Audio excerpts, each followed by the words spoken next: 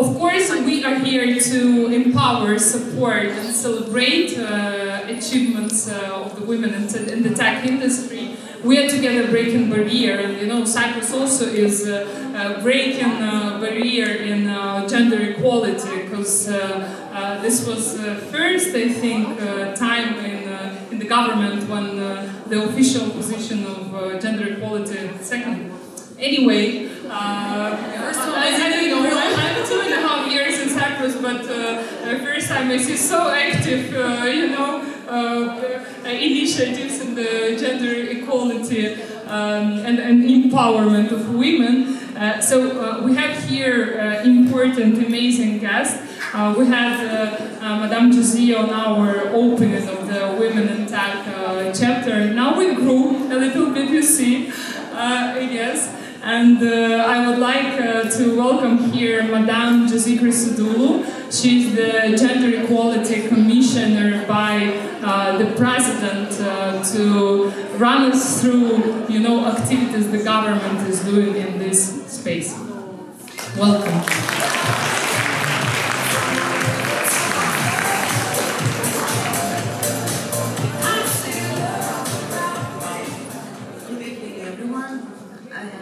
As part of the government, probably it's a bit more boring in my speech, but I would like to thank that invitation and warmly congratulate you for your continuous work towards promoting gender equality, and again I thank you for the invitation.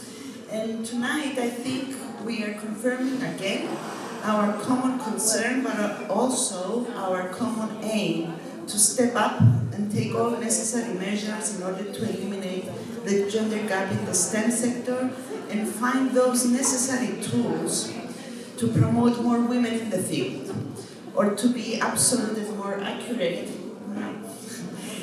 to find those tools necessary in order to give, I think the key word here, to give the free choice to women to follow this path or any path they wish to choose. I'll go through all my speech, but I must say that since my appointment as the Commissioner for Gender Equality, I have participated in numerous events with different themes: women in maths, women in tech, women in peace building, women in maritime, women in arts, among others. All of the above have one common and clear message: women need more space for their voices to be heard. Increasing representation is not only about making the world safer and more friendly for all. Equal representation brings diversity of perspective to business decisions, which is unquestionably a competitive advantage, and of course it can have an equal impact on the different needs of women and men. I'm not going to go through the numbers. I must say though that I meet and I talk every day with women. They all have one request: that the state creates more infrastructures for the elderly, for the children, for the people with disabilities. The previous government made steps towards this direction, and this government will continue working towards this direction, because we know that it's certainly true that women are juggling amongst numerous roles, that of mothers, wives, daughters, grandmothers, professionals and workers, which can also many times result in mental break. So, going back to infrastructures, I need to underline this. If we are creating structures just to extend the time that women work, then we're fooling ourselves that we are promoting or accelerating gender equality.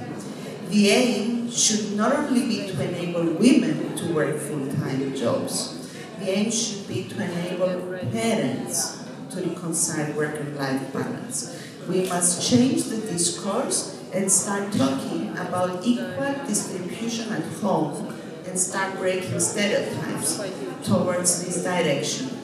But to deconstruct stereotypes, we must start from education and encourage girls the way we encourage boys to choose freely and take an informed decision for their future based on their skills and not on our personal stereotypes and conscious or unconscious biases. We need to explain to boys the importance of gender equality. But in doing so, it is important that we know our history and allow me to say her story too.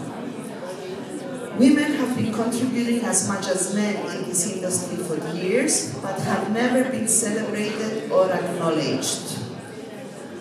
Many women were never formally acknowledged as professionals in these fields. The examples are many, and the message is one. We must recognize their achievements and encourage more women to follow the footsteps of previous women. So women and men must know their story. Along, let's say that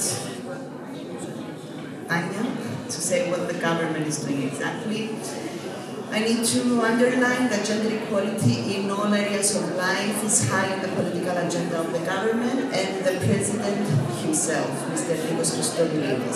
As we identified all gaps mentioned, with the initiative of our office and in collaboration with the Cyprus State Scholarship Foundation, President Christodoulou announced the institutionalization of 10 scholarships for undergraduate studies to women above the age of 30 who for various reasons did not have the opportunity to study earlier. The scholarships for this year will be given to women who wish to study in the field of innovation and technology. The scholarships were approved by the Council of Ministers 2 weeks ago.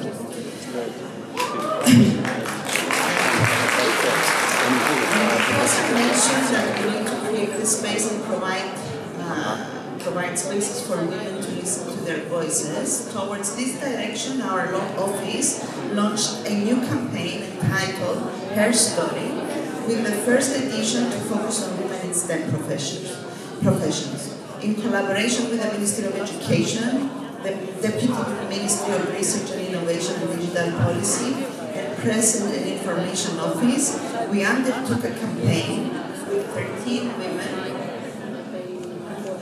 who are role modeling in the field. The videos are playing on our social media pages, the CYBC and other media. The videos are also being shown in primary and high schools.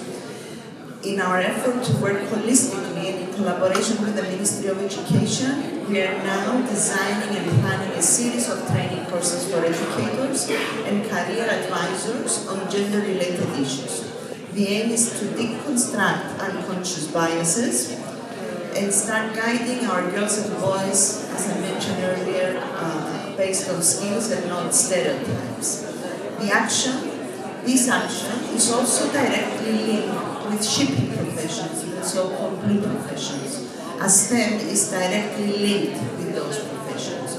So our new strategy on gender equality, 2024-2026, includes a mapping study for shipping professions. This will include qualitative and quantitative study in order to have a complete picture of the number of women employed in shipping professions, as well as to have a better understanding of the different needs of women and men in those occupations. The reason we're proceeding with this exercise is because, and I think you mentioned it, Tanya, in your opening speech, as we are encouraging women in those professions, we need to prepare an environment that will be ready to accept and be friendly to both women and men. Furthermore, our office and the Technical Chamber of Cyprus recently signed a memorandum of understanding so that we can utilize our experiences and resources in implementing joint actions with the aim of promoting gender equality in STEM. And more specifically, we're joining forces in the creation of programs, specific programs for secondary education in order to achieve in long term gender balance in STEM professions. Together, we will be encouraging and contributing in tackling gender discrimination in the workplace. And again, to create I will close my my speech with two quotes that Ruth Bader Ginsburg said in different contexts, but I choose to connect them. Women belong in all places where decisions are being made. It shouldn't be that women are the exception. And the second quote, women will achieve true equality when men share with them the responsibility of bringing up the next generation. Thank you very much.